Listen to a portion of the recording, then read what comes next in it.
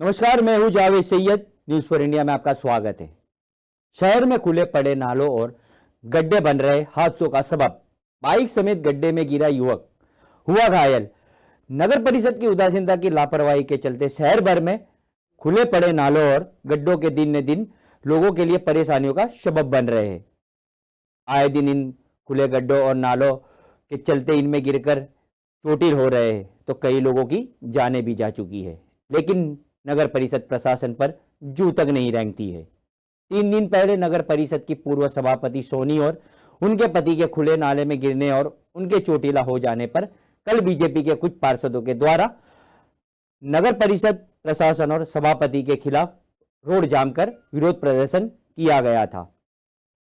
और शाम को ही शहर बांगड़ स्कूल के सामने हिंदू सेवा मंडल के पास L&T के द्वारा लैंड लीकेज का कार्य चल रहा था।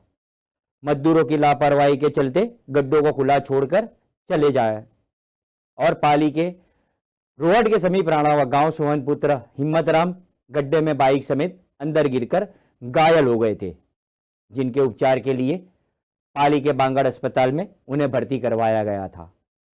दिन ब दिन बढ़ रहे हादसों के लेकर प्रशासन की गंभीरता देखते हुए खुला पड़े लॉन और गड्ढों की सफाई करते हुए बंद करवा गए, ताकि आने वाले बरसात के मौसम में कहीं इनमें ना गिरे।